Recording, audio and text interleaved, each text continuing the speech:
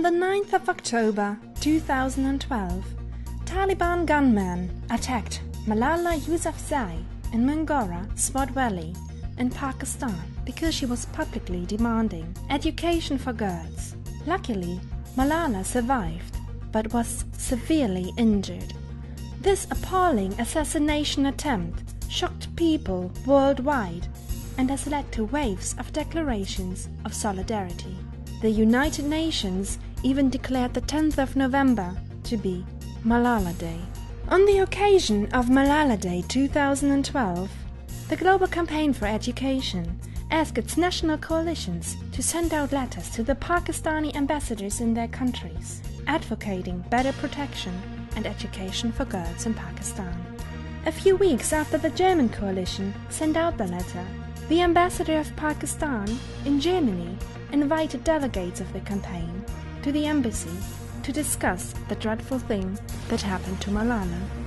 During the meeting, the ambassador agreed to tape a video message explaining how he himself and the majority of the Pakistani people perceived the attack on Malala.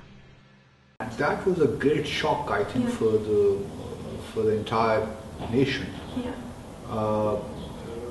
As you all know, that Pakistan has been going through difficult times because of the long conflict in Afghanistan.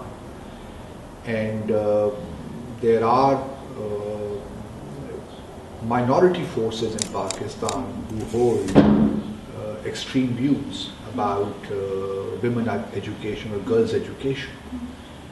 And this struggle continues between the majority of the people of Pakistan who are progressive in their outlook, who are modern in their the way they think, the way they live their life, and a minuscule minority who is still unfortunately hold extremist views. But the problem is that minuscule minority, instead of taking their whatever they believe forward through a dialogue process, through arguments, instead of doing that, they use force to impose their minority view on the majority of Pakistanis. So when an attempt was made on Malala on 9th October 2012, last year, the entire nation was in shock as to how one can be so callous to try to kill a young girl like Malala. So we were all in shock, but that was a downside, obviously. But on the upside, it brought all the people together.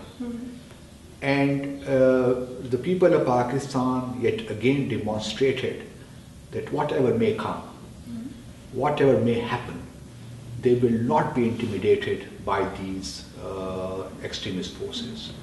So the people of Pakistan came together and made sure that our girls, our young girls, would not be allowed to be deterred by these extremists, and we will make sure that whatever gaps are there in terms of providing education to our young girls, those gaps will be plugged at any cost, because no nation can develop or progress unless the half of their population is educated.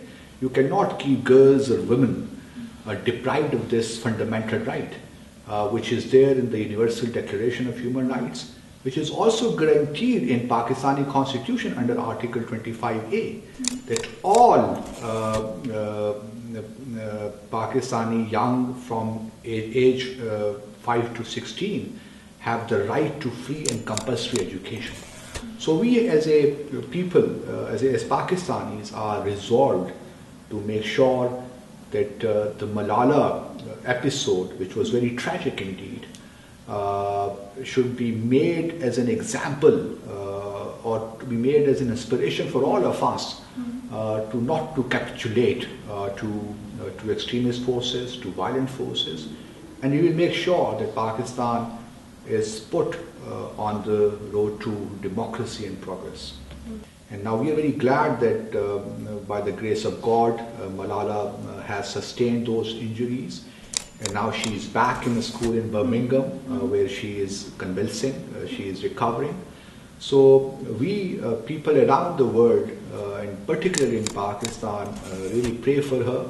And we hope that she would be able to return to Pakistan sooner rather than later, because she is the beacon, beacon of light, and she's a source of inspiration. So we all wish her all the best and hope that the Nobel Peace Committee would consider her nomination most positively, because conferring that prestigious award on her would make the task of providing education to our young girls in Pakistan, that will bring that to light, and will be helpful in more than one ways.